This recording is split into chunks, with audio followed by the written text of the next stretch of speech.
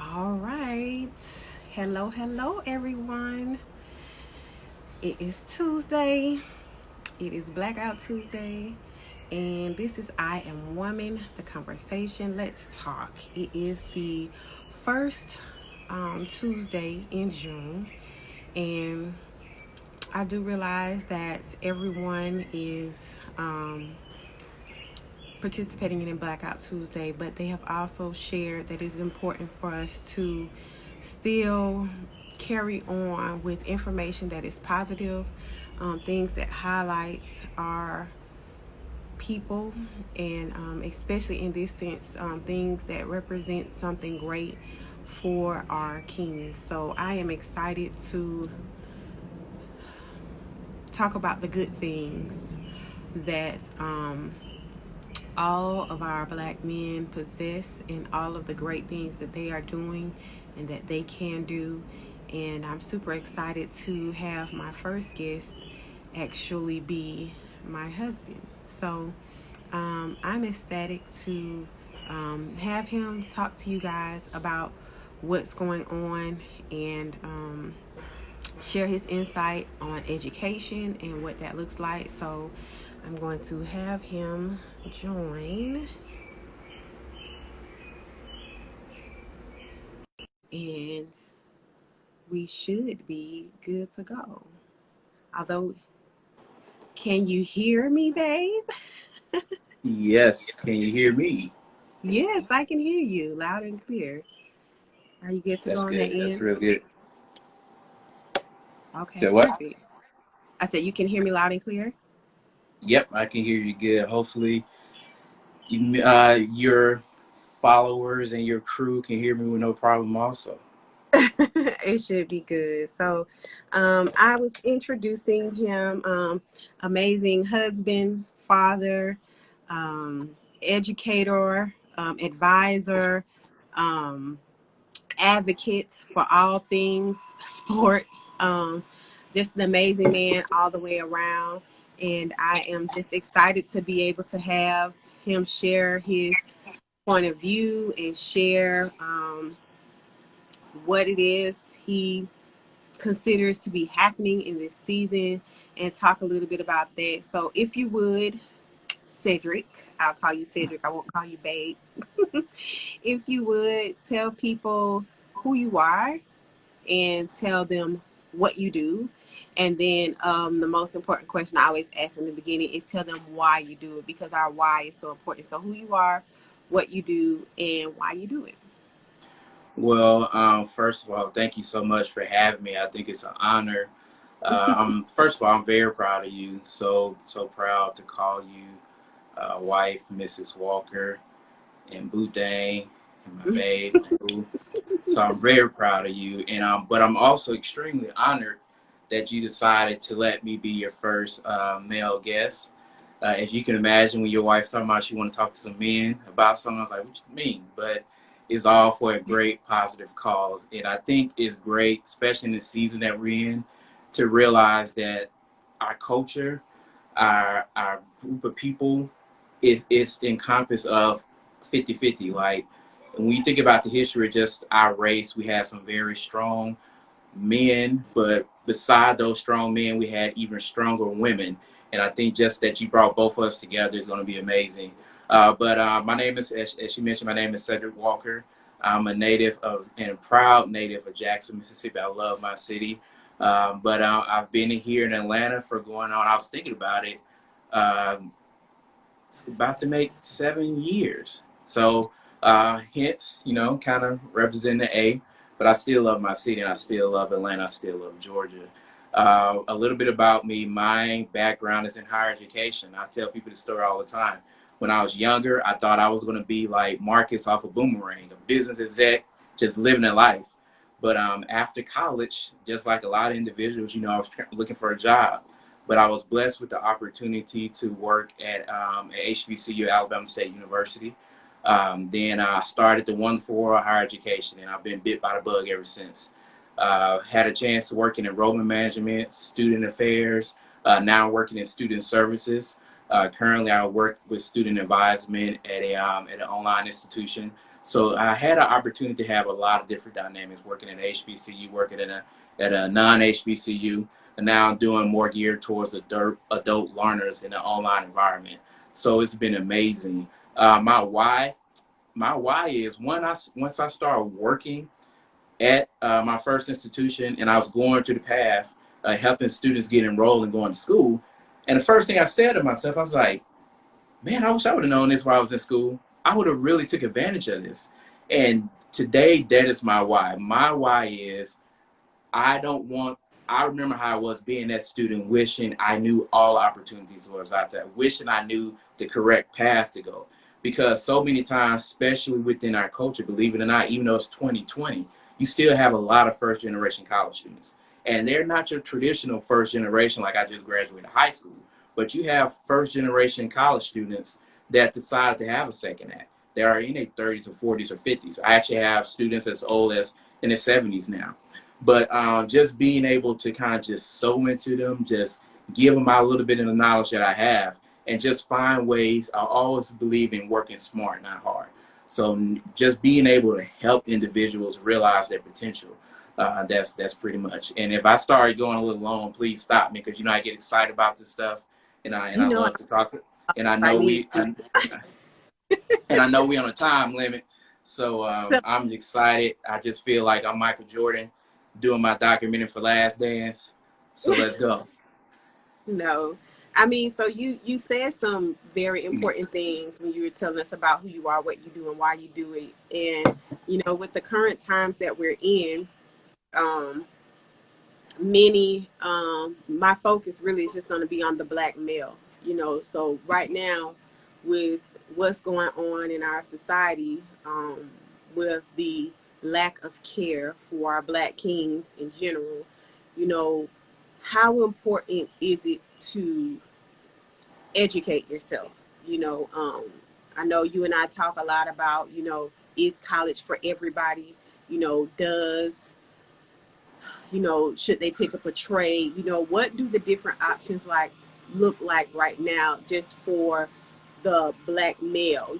What is it that they should be focusing on in this season? Because so many people do feel like our black kings are uneducated. That's the first thing that comes to a lot of people's mind when they think about black people in general, is that they're undereducated. What do you say to those black males in this season who do need to figure out what they want to do? Well, that's such a tough question, because if you would have asked me that maybe 5 or 6 years ago, I would have gave you that generic answer. Keep your head down, go to class, go to school, be the best that you can be, and no one can ever take that from you. But unfortunately, when you think about the series of events, it's almost sad that you may not think that's still not going to help you or save you. But the difference is, though, I think all that is very valuable and very true and modest, because then you learn how to navigate within those parameters. I remember when I used to, I have so many stories about meeting students and young black men. I really feel that knowledge is powerful. And the thing about it, knowledge may not be in the classroom. It may not be on a training session, but it just may be really picking the brains of people that came before you, people that kind of made some of the same mistakes, or people that just kind of went down different paths. Reading as much as you possibly can. Lately, I've been reading a lot of books about branding, and I've been reading a lot of books about my hometown of Jackson, Mississippi, and just learning some of the individuals' paths that was set before me. But I think knowledge is powerful in that sense, because now, as you see, we're about to bark upon a time that I would say we haven't seen before, because this is a little different now. During the 60s and those early times, we had movements, we had protests, and we was kind of strategic with it. But now you have some young people that's on fire that's just not going to take no anymore. And not only you have people of different races that's really coming together, different beliefs, different nationalities really coming together for one cause, and finally realizing that our race has been suffering for over 400 years. So I really feel like having that knowledge is powerful, because now that you know the law, that you know the policies and procedures, you know different rules and regulations. You can still be who you are, you can still be strong, but now you can navigate through that.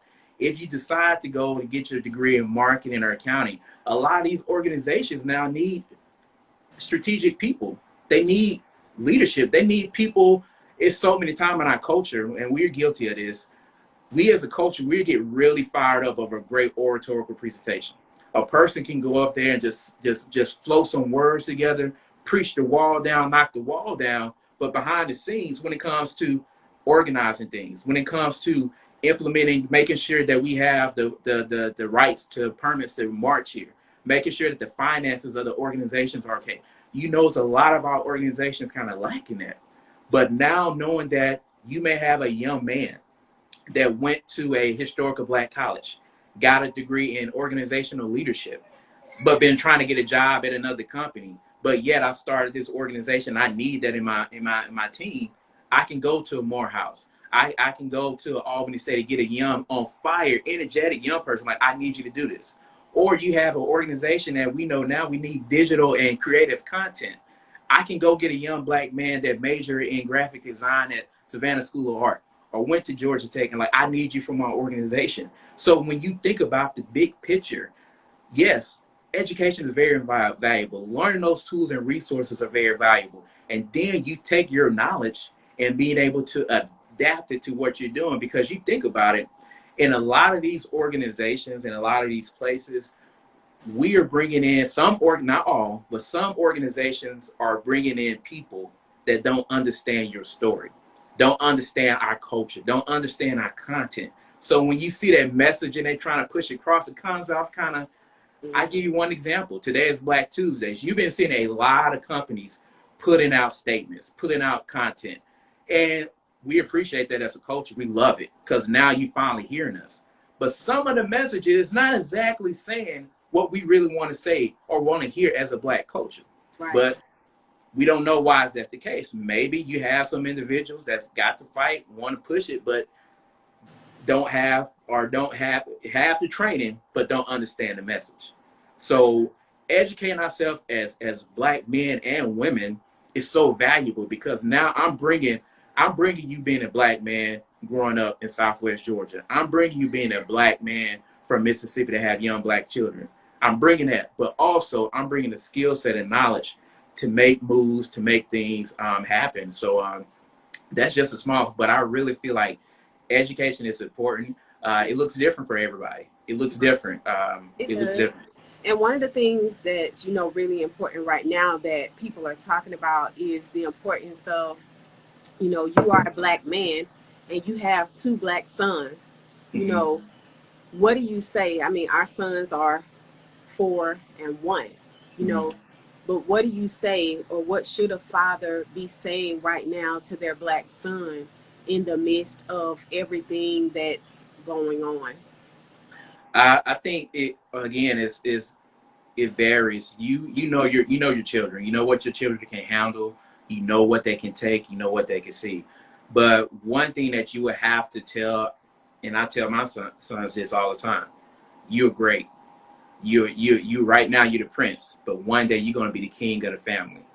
You are set in the air. You are next, and Daddy's going to give you the tools to be successful. But also, you have to lead by example. You have to lead by example. I always try to make sure I watch how I talk around my son. I watch how I interact with other individuals, because at the end of the day, you automatically, as a child, you automatically going to see what your parents and do what your parents do. But one thing I would tell any father: continue to sow into your children. I mean, it's so cliche. It's so like that typical answer, but really, because you really influence your children. And for those individuals that may not have the father in the home, I mean, we just being transparent, try to see, can you find some positive male role models just that your son can be around? I'm sure you would say the same thing for a single father that's raising a young lady.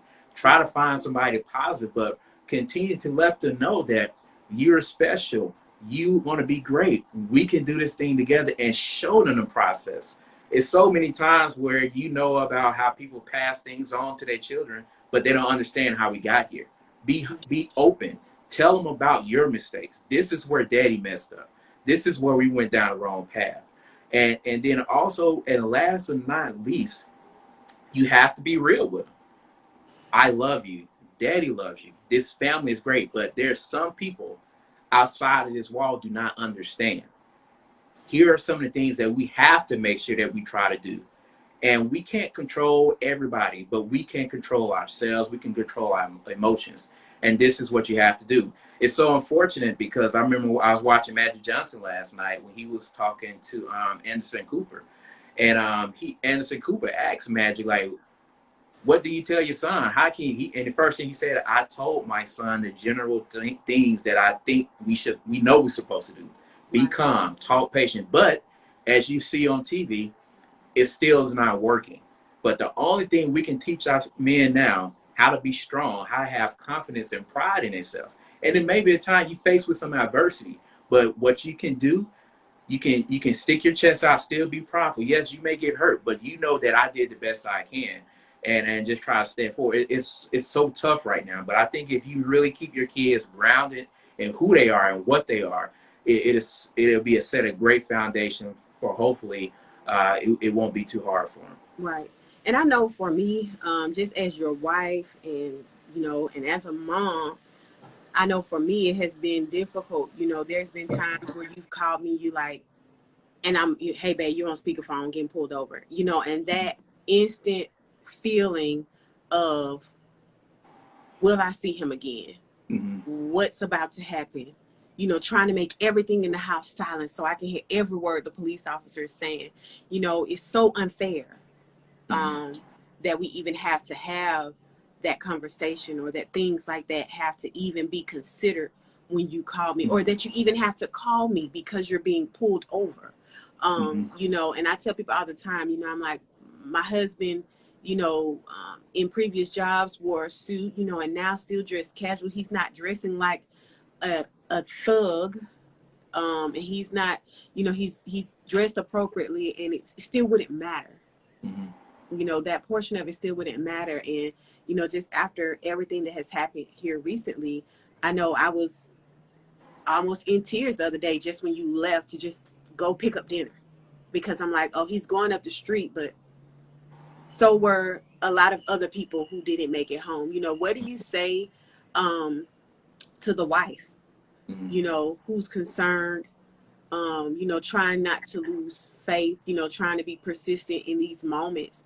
What do you say to the wife or the person in the relationship connected to the king? What do you say to them in this season? Man, you have to love on them. You have to be that rock for them, because being a man, no matter how you try to navigate through it, you always are considered as the stronghold, the man to hold it down. And sometimes you kind of hesitant to show emotion, because you don't want to seem, if you the rock and then the rest of everyone else see you kind of fragile or afraid, then that psychologically going to have an impact on them. So, but at the end of the day, we are all human. We all have that desire to feel supported and loved, and we still need that. There's nothing wrong with just saying, hey, baby, I'm thinking about you. I hope you're okay. You have a good day. Do you need anything? Just let them know that you are there for them. But also, you can't live in fear, because if you live in fear, you never leave the house. You never accomplish whatever you need to accomplish. You never see those things that you need to do.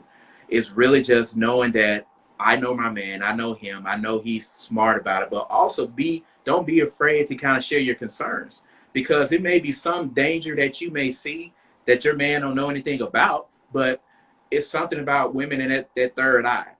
Hey, babe, I don't think you should go there. Maybe you should try to do it like this.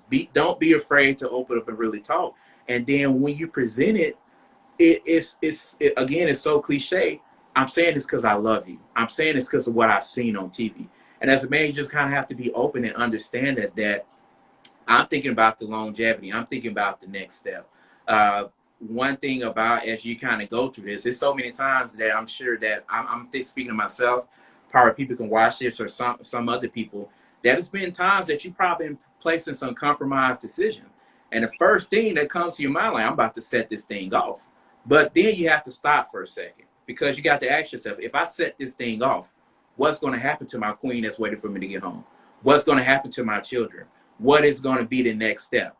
So you kind of make sure you put yourself in those situations, and you just really be smart and mindful of what you're doing. But I will tell anyone that's at home with these black men and young boys, continue to love on them, because when they get in those situations like that, they're gonna be ready to go. I'm gonna be ready to say, hey man, it's caught, whatever. But the first thing you're gonna think about, that I got a woman, I got a family at home that really, really loves me. Is this worth it right now? Yeah, I may go through some pain. I may get hurt. Unfortunately, I hate that we have lost so many brothers and sisters, but eventually, at the end of the day, whatever you may go through, it probably will not be in vain. It's going to hurt. But when you think about the big picture, it can help you realize the importance of that young lady, that woman, your spouse, your partner speaking it to you, saying different things like, be careful, watch out, be careful who you associate with. So really, really just love on them and do it from a place of, I just really care about you. I know it's so easy. Some guys may think it's nagging, but when you really let it be known, I'm giving you this because I love you and I don't want anything to happen to you. That kind of motivates you to feel better and feel good. So hopefully that kind of well, I gave don't some think there's a insight. right answer. I mean, to everything It's you've not. been saying, one of the things you start off saying is, there is no right or, one way to do things. In the military, I used to always say, you know, it's not the way, it's a way. This is Oh a way yeah, for it to be done. And you said it a lot. because you could be doing everything right. Mm-hmm. You could be doing everything right. You could be, dressed in the appropriate way. You could be on your way to school. You could be doing everything right. And when a cop or someone addresses you, you could do one thing. They can be yelling. I watched a video. I hate watching the videos. It's I so can't watch it no more. terrible. But I watched one video where a young man, he was laying on the ground with his hands out. All the cops started surrounding him. He just laid on the ground and put his hands out. And they kept telling him, get up, get up, get up. And the black women surrounded him. They said, do not get up. Do not move. Because as soon as you get up, as soon as you try to move, that's going to be their reason to say, we thought he was going for a gun. And he listened to it was like 3 or 4 black women around who were yelling at him to not get up instead of listening to the cops. And guess what? He's still alive. But Because, that situation in particular, if he had listened to the cops and tried to move or that would have been their reason to shoot, and it's just so unfortunate that even if you're doing everything right, you could still lose your life. And that's the part of it that makes me frustrated the most. If you can say Black Lives Matter and people say all lives matter, well, if they did, we wouldn't be having this conversation. but If that kind of goes back. we Yeah. wouldn't be having this conversation.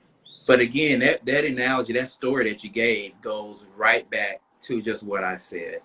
That it really is behind with every strong black man, there was a strong black woman right beside them. But it goes back again to listening to your spouse. I mean, that wasn't his spouse, but there was a black woman, another Right. woman there to But say, hey, it didn't yeah, end well because the black women were standing around. The police pushed the old lady. I mean, it was yeah, that part of it yeah, was yeah, terrible. yeah, yeah. But It guess saved his what? life. It saved his There life. was a united Listening front. Yeah. But again, like I said, it may hurt. You may go through some trials, but what's the bigger picture here? That young man life was saying, what's the bigger picture? It was recorded and people seeing it, and look what we have today. So when you're going through a process, well, there's no struggle, there's no progress. And it's gonna hurt. It's gonna hurt. Comfort and progress, they're like arch enemies. It just doesn't work.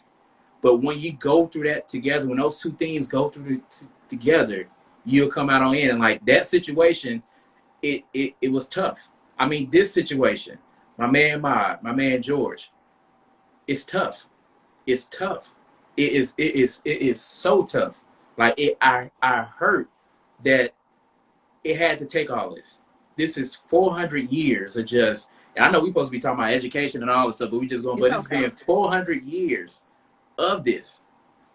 And what you're seeing today, even though it don't look like the way you want to, but the fact that everybody know I'm a huge Saints fan. But the fact that I saw the owner, little old white lady of the Saints, put out a statement talking about the injustice. Yeah, it could have been worded a little bit better, But the fact that they're doing it, the fact that you're seeing these corporations, these major white Division I schools, these coaches, these people that used to run away from talking about racial issues, the fact that they're talking about it now is powerful. It's powerful, and it hurt that it had to take all this, but it's powerful.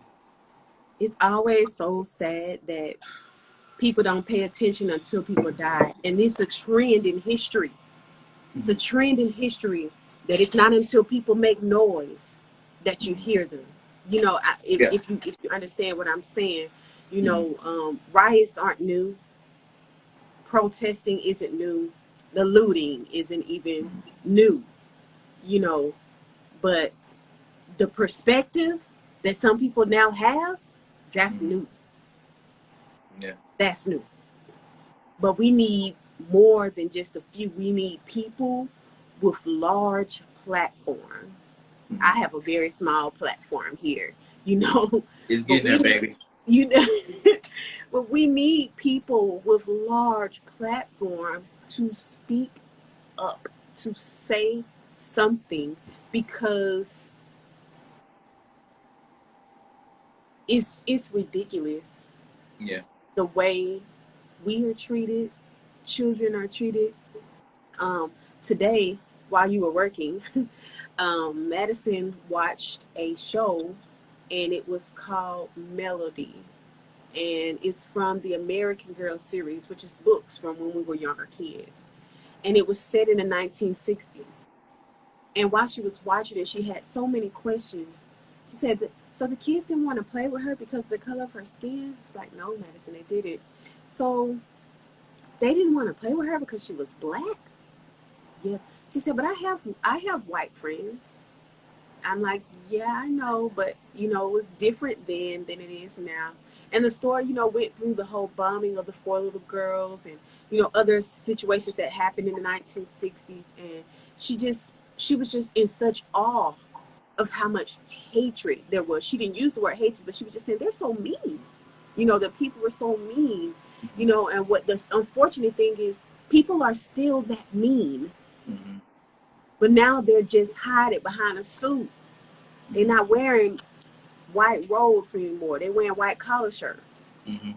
You know, and they're choosing not to hire, and they're only hire. You know, I mean, but I don't want our children to grow up and have to experience those types of things. You know my story about, you know, my encounters with racism, even, you know, in middle school. No little black girl could be that smart. So that's why my white teacher was failing me. Well, failing me in science. And it just didn't click with me that he didn't believe I was smart because I was black. Like, you don't think I'm smart because my skin is brown. Like, that didn't make sense to me in that moment. But having that experience as a child has set me up to have a much better understanding of people and how they see me as an adult. And that had a significant role in my career through the military and every other thing that I've done. You know, so what would you tell, you know, the person, you know, we have so many high school students right now that are getting ready to transition. We have no idea what school, higher education, anything is going to look like in the fall. You know, so what do you tell those high school students getting ready to transition into higher education now in this season? What do you tell those students? What should they be doing? How should they be preparing to be in some of the environments? What do you tell the black students going to PWIs in the fall? What do you tell those students going to PWIs? You want the political correct answer or the Cedric answer? I want to keep your job answer. I would tell them to reconsider. Don't do it.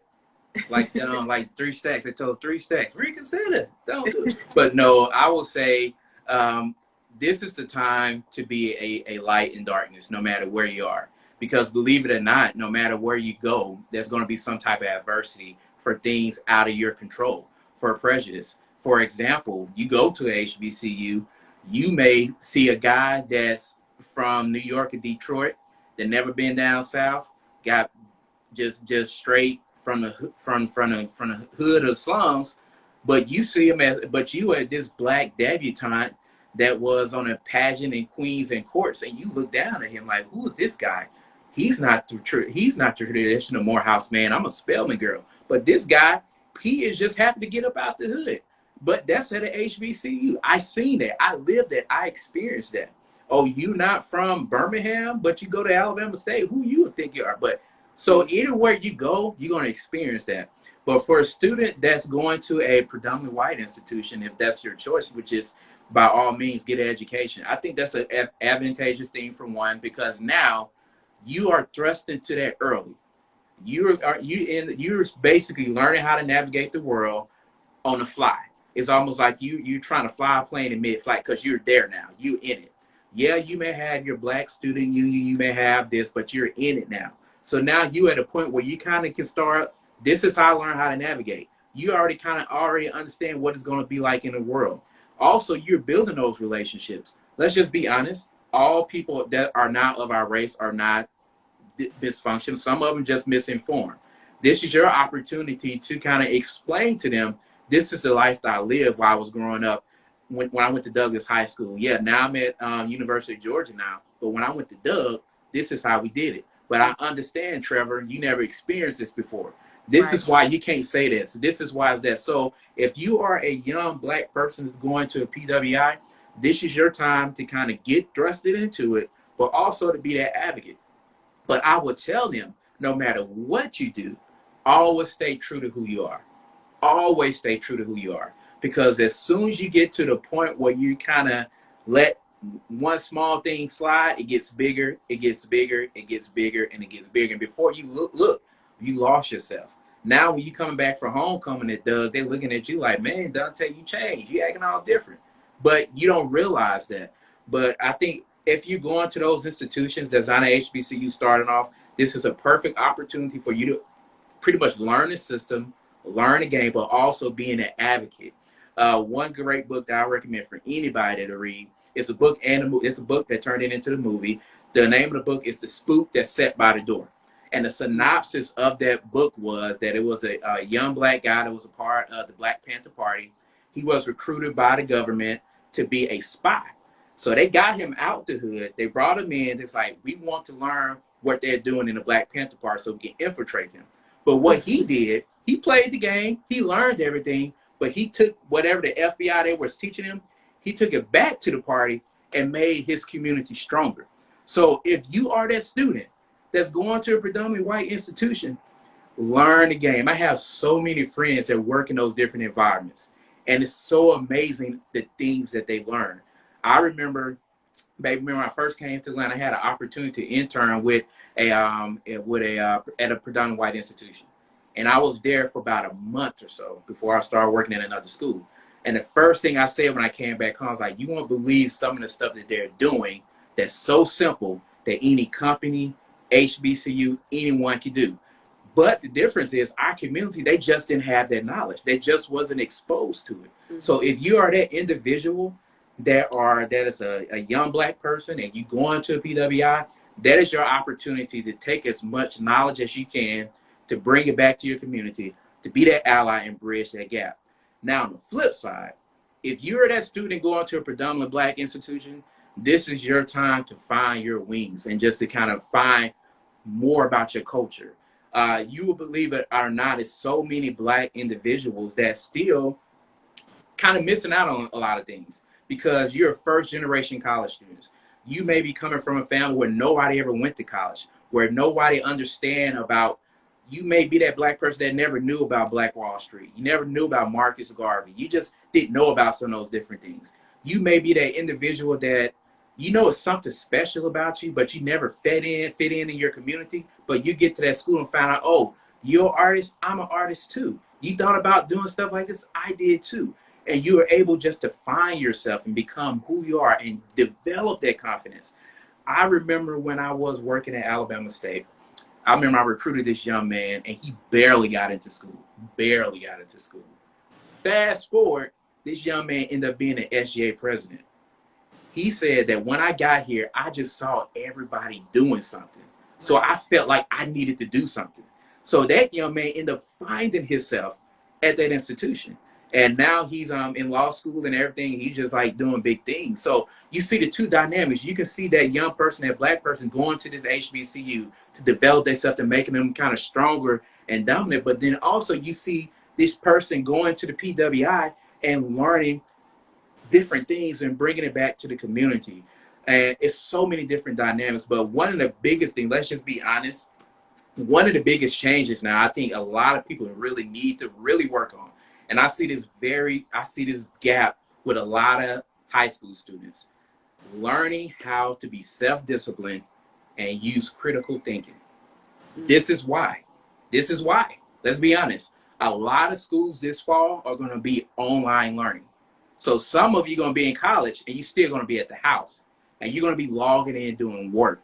This is the time right now to learn how to time manage and self-discipline. What I would recommend for anyone, starting right now, you probably just graduated, did your Zoom graduation, whatever you did. If I were you, I would start practicing right now to kind of start doing something at least an hour and a half a day where you're doing something productive on your laptop or at any type of device. Not on Facebook, not on IG, not on TikTok, like something really productive. Even if you have to do e-reading, even if you have to just join some online class, so you see these little ads talking about learn how to take Instagram photos. Do something productive because you're going to do two things. Number one, you're going to learn something new. But number two, you already conditioned your mind to be locked in a space, to be on a computer. Mm-hmm.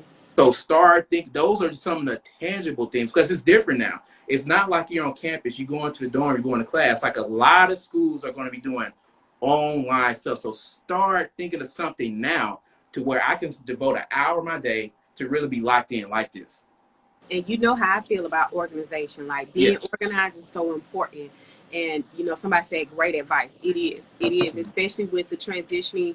The world is transitioning right now. There's so many companies who are not even bringing their employees back to their buildings. A lot of people are going to be working from home, and having that self-discipline, being able to create your schedule. My husband knows how I am about schedules. I send him invites on my Google Calendar, whatever. Important to have time set aside to do what it is that you want to do. Even with these conversations, they're on the calendar. So my husband knows what's going on. And it's really important to create some sort of schedule, have that time set aside. And he's right, keeping your mind set on, hey, I have something that I need to do that I need to focus on. Because I don't think some people realize I have an iPhone now. And the thing is, on my phone, it tells me, I kept it. Some people probably turn this off, but I kept it. So it tells me like how much time I spend on social media, how much time I spent being productive. It's productivity time. And I think that's so important because usually people probably turn it off. Oh, I don't want to know. But if I look at it and I see, I spent 2 hours on social media, but 30 minutes being productive on my phone. Oh no. Okay. I need to realign some things. I need to, reschedule some things. And a lot of schools have talked about the fact that they're going to be online in the fall. And so it is going to be very important. I mean, people don't know how to study, having study skills, the basic things you need to know how to do. You need to know how to write. And I'm not talking about penmanship, I'm talking about papers, basic structure. I taught English, some of those things are going to be really important. A lot of times we miss some stuff in high school where we having a real good time, and somebody may have pushed you through, and now you're going to college and you're going to college online. You were in a physical school for high school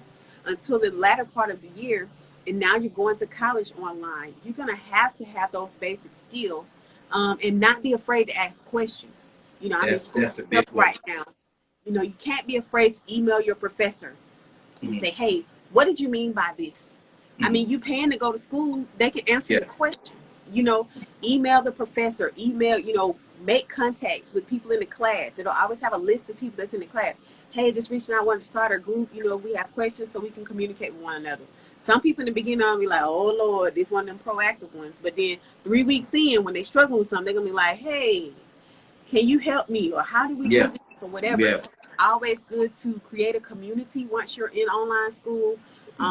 That's going to be super, super, super important. But we are coming close to our end time. I know we have a few people who are watching. If you have any questions, you can go ahead and put those in. If you want to click the question marks and put them in there, or if you want to ask questions directly, we can read them from where we are.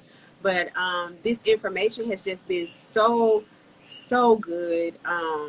You know, we're in a season right now where we have to be able to uplift our kings, you know, celebrate them, remind them that we love them, and just to affirm, just so people don't know, this is my husband that I am talking to.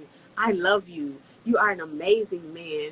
You are strong. You are powerful. There is nothing you cannot do.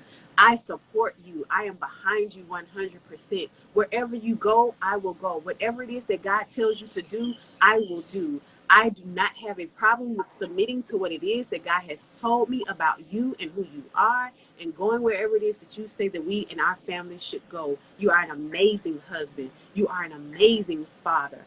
I love you from the moon and back. It's nothing that anybody can tell me about you to deter me from loving you more than you love yourself. It's just not possible. And I pray that anybody watching this is able to affirm the kings that are around them in the same way. It's something about you saying the words to them, or saying the words where other people can hear, that boosts them. Men's egos have to be stroked. It's nothing wrong with it.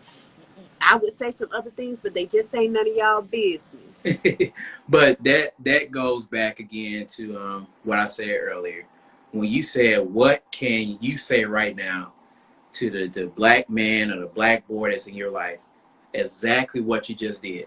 Because when you get in those tough situations, that is going to come back up. That is going to come back up. You're going to think like, should I go off? If I go off, I won't get home to that. I won't see that again. I'm going to be behind some cell in a suit. And I know it's going to be some tough situations. In my personal life, my personal professional life, there was times I was in situations where I really wanted to set it off. And I had the justified right to do that. But I got to the point and I thought about, is it really worth it? And then once you kind of make that decision, that builds character. And then now you can deal with the tough situation. One of my mentors, we were in a heated discussion with a person outside of our department. And he told me, he's like, Cedric, I admire you, because in that moment, this is what I would have did. Now, this is my mentor that got years of experience on me, like years. He said, one thing I love about you, Cedric, you never let anybody break your character. You always are smooth, calm, and collected. And that is one thing that I took for granted, because growing up, being a young kid, being the only child, they're not being as tall as everybody. You know, they kind of took that meekness and that calmness for weakness. But now that the fact, in heated situations, I can somewhat control myself and kind of be able to navigate, because when a person can't get to you, that irks them more. Irks them more. And then when it's somebody that really don't understand you or your culture, that irks them more. So for all of my young future kings and queens, my princesses, and people that mentor people, continue to sow into these individuals. Continue to let them know how strong and important they are. And she said, and she just said all that. But I will say this: if it wasn't for her, we wouldn't be talking right now. We would just not be where we are at right now. So I nothing I have done or accomplished in my life, I have not done it without my Lord and Savior, and without this beautiful person that you see on this screen right now. And I'm not trying to get all mushy in front of everybody, but it's so important to have a circle, have a support, just have people to sow into you. And then another thing is, if there's anywhere you want to go, this is the last piece of advice, because I know I'm supposed to talk about higher education, just being successful. This is the last piece of advice. If it's something that you see you want to do, I don't care how outrageous it is. Oh, you about to say it? Go ahead, because this is good. Go ahead, y'all. If it's something that you want to do, and I don't care what it is, it can be as being in a circus, it can be, I see you on IG, I want to do that too. Talk to that person. Yes. Find somebody that looks like you, that does what you want to do. That does what you ask them. A doctor, whatever. And ask them. If you are a young black male and you want to be an engineer, find a black engineer. If you're a young black lady and you want to be a politician, find a black female politician, somebody look like you. And the first thing you ask them, how did you get here? What steps did you take? Work backwards. And another thing, do not be afraid to volunteer your time. Work for free. Don't be afraid to do that. I have had several interns throughout my life. I was talking to my friend about this. But some of the most beneficial internships where I learned so much, when I approached people and said, I want to help and I want to, and how much, I don't care about pay. I want to just learn from you. That's going to do two things. That's going to do two things. Number one, people love free help. They don't have to pay you. Number two, that's whoever you asking that person for, that's going to stroke their ego. That's going to make them feel good. But guess what? You're going to learn so much from that person. They're going to want to pour into you. People love talking about themselves. People love showing you what I've done. But another thing that will do for you, this will really reveal to you if this is something you really want to do. Like, oh, I just thought that you just be on the gram taking pictures, but I don't know that you got to buy lights, you got to test the timers, you got to do this, you got to do all this. I don't think I really want to do that. Oh, man, I want to just be on ESPN, but I didn't know I had to write stories. I got to learn how to speak properly. Oh, I got to carry this equipment on my own. I got to do all this. Man, I just want to be a DJ. I want to be in the studio. But, oh, I need to learn how to work the soundboards. Oh, I need to learn music theory. I got to do all this. So when you find what you want to do, even if it comes to picking a college, find a student that's there. How do you really like being here? Do you really like being at Georgia Tech? For real, for real. Do you really like it? How has it been for you being a young black, the only black male in this engineering department and no one else? How has it been for you? Do I need to really embark down this road? So those are just, and I don't care if we're going to be online, if we're going to be on campus, those are some of the basic, small, soft skills that anybody can take in life. And it works from the time you're 9 to the time you're 57. Those are some of the small, tangible things. And the only reason I know this, because I experienced it. I lived it. I'm not going to tell you to do anything that I did not do. And it may not work for everybody. You may have the hardest time finding an individual. But the more you seek for something, the more you reach for something, eventually it's going to start coming back. And you never know. And then once you do all that stuff, once you build those relationships, you have an ally for life. It could be 10 years from now. But I remember when little Dante from Banneker High School came in my office because he said he wanted to be a dentist and just help me file. Guess what? 10 years later, Dante's applying for dental school. Guess where he's going to go to get a letter of recommendation? Oh, and after he gets his dental license, well, guess what? He may end up working. Yep. That's the way I seen it happen. I seen it. I saw some of my former students bounce on here. I seen it happen. So continue to seek knowledge. So if you don't get anything else from this, seek knowledge. Don't be afraid to ask for help, and find that mark. When you find a target where you want to go, somebody's there. Ask them how they got there and just start working back. Okay, you're a doctor now. What were you doing before this? Okay, what about before that? What about before that? Do I really need to major in this to get to where you're at? Can I do this some other type of way? So just build those relationships, and we can go on and on about this, but I'm about to cut you off because thank you guys so much. No, you playing the music? No, I'm not playing the music. But I'm so proud of you. I'm happy for you. Make sure you guys tune in for the rest of the month with other dynamic males. I just was an appetizer. You got some guys that's coming up. You are an appetizer. All right. Well, we talk later, guys. Thank you guys so much for tuning in. I am super, super appreciative. So glad to have my husband as my first guest as I spend the rest of June talking to kings who have knowledge to share. You know, it's so, so important that we show our kings that have knowledge, expertise. They are subject matter experts in their lanes. And I'm super excited, you guys. On Thursday, I have a phenomenal guest who's going to be talking about wealth gaps, ADOS. For those of you who may or may not know what that is, he's going to be talking about, just financial literacy for our kings and our communities and what that looks like. It's going to be fantastic. So thank you guys so much for tuning in. This is the first of many. I Am Woman, the conversation. Let's talk from a male perspective. Look at him. Fight the power. Fight the power. I need you to stay still, babe, for a thumbnail. Turn that off, or they're not going to let me post my thing. Okay. Thank you. Fight the power. Right. Just fight the power. Can you stay still for a minute so I can have a thumbnail at the end? Thank you. All right. See you guys later. All right. You guys have a great evening. Thanks so much for tuning in.